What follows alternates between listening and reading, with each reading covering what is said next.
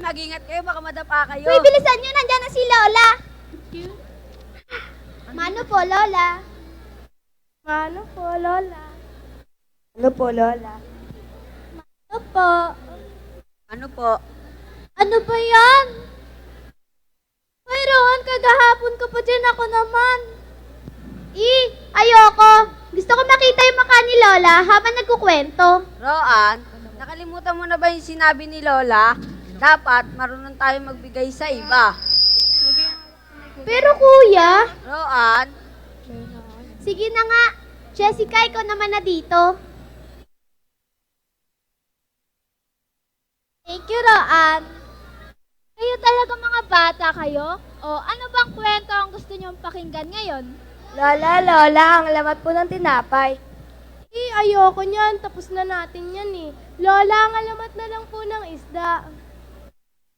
Lola, mas lalong ayoko niyan. Ang pangit-pangit niyan eh. Lola, bakit po kaya pinako sa Jesus? Patay agad? Lola, bakit po sa sabsaban lang pinanganak si Jesus? Ganto kasi yan, mga apo.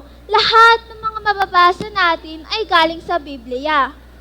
Asan na nga ba yun? Lola, hiniram nga po pala ni Mama yung Bible mo kanina. Nag-Bible study kasi sila kaninang umaga. Di bali na. Meron naman akong kopya sa phone ko. Astig naman ni Lola. O ayan, simulan na natin. Ang anghel na si Gabriel ay isinugo ng Diyos sa Nazaret sa isang bayan ng Galilea upang kausapin ang isang dalaga na ang pangalay Maria. Siya ay nakatakda ng ikasal kay Jose, isang lalaking buhat sa angkan ni David. Lumapit ang anghel sa dalaga at pinati ito. Magalak ka, Maria. Ikaw ay lubos na kinalulugdan ng Diyos. Sumasa iyo ang Panginoon. Naguluhan si Maria sa sinabi ng anghel at inisip niyang mabuti kung ano ang kahulugan ng ganoong pagbati. Sinabi sa kanya ng anghel, Huwag kang matakot, Maria, sapagkat naging kalugod-lugod ka sa Diyos. Makinig ka, ikaw ay lubos na kinalulugdan ng Diyos. Ikaw ay lubos na kinalulugdan ng Diyos. Ikaw ay maglilihi at manganganak ng isang sanggol na lalaki. At siya'y papangalanan mong Jesus. Ibibigay sa kanya ng Panginoong Diyos ang trono ng ama niyang si David upang maghari sa angkan ni Jacob magpakailanman. paano po mangyayari gayong ako'y isang berhen? Sa iyo ang Espiritu Santo at mapapasailalim ka sa kapangyarihan ng Diyos. Dahil dito, ang isisilang mo'y banal at tatawaging anak ng Diyos. Ako'y alipin ng Panginoon. Mangyari nawa sa akin ang iyong sinabi. Pagkatapos ay umalis na ang anghel.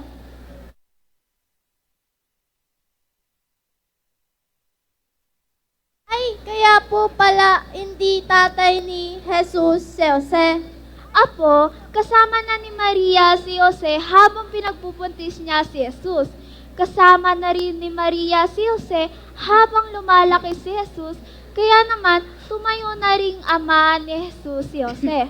Lola, ano na po yung mga nangyari? O ayan, ngayon bumalik na tayo sa kwento.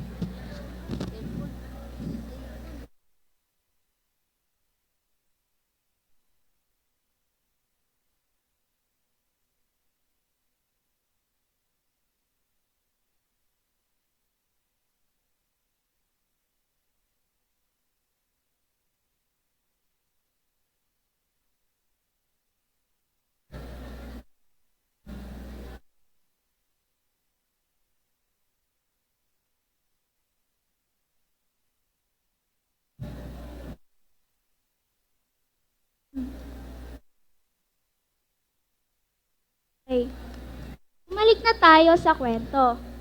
Bago makasal si Maria at Jose, nagdadalang tao na si Maria sa pamamagitan ng Espiritu Santo.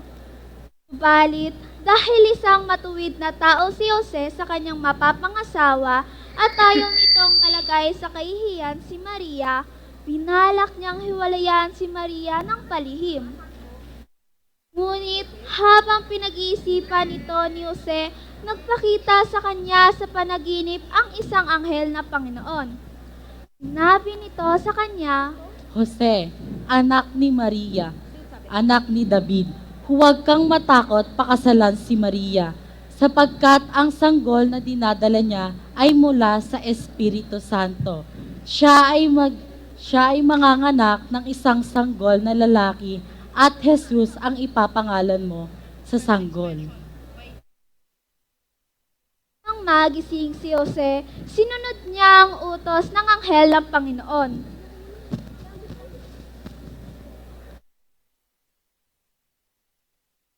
At pinakasalan niya si Maria. Lola, nakakakilig naman po. Lola, gusto ko, paglaki ko, ikakasal din ako. Kasal agad? Umihi ka pa nga sa higaan. Ate naman, Lola Mika, Aliyah, masyado po kayong mga bata para sa mga bagay-bagay na yan.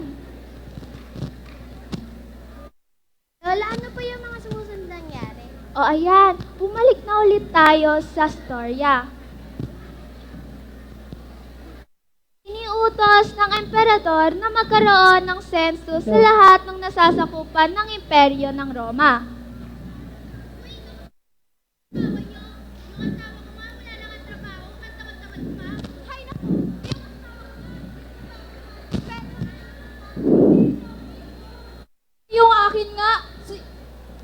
Yung akin nga nag-iidom, tapos pag di pa napagbigyan ng pang-idom, nagwawala. Ay nako, ang tamad-tamad.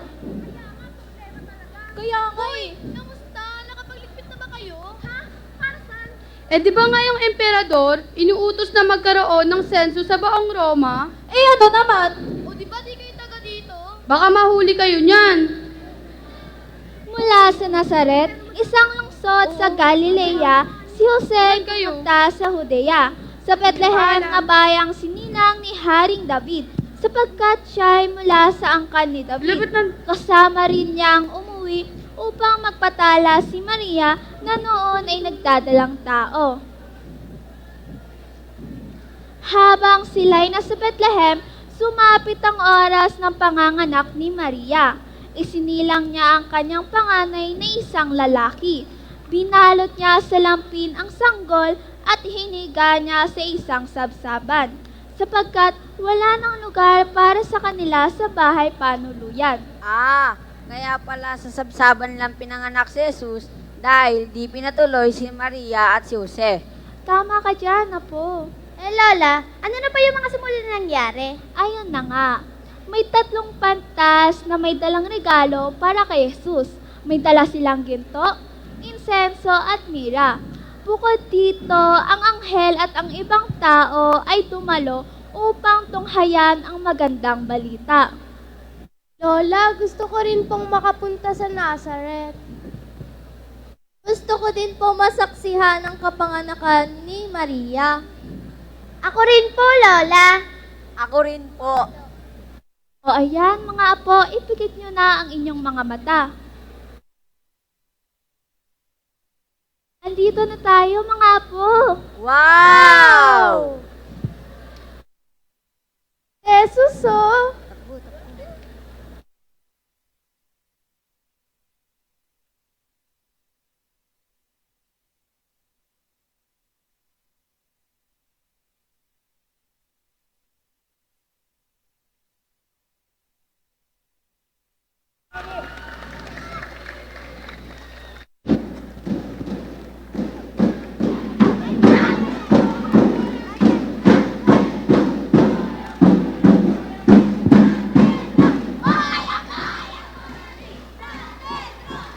Thank you so much, San Pedro Bautista.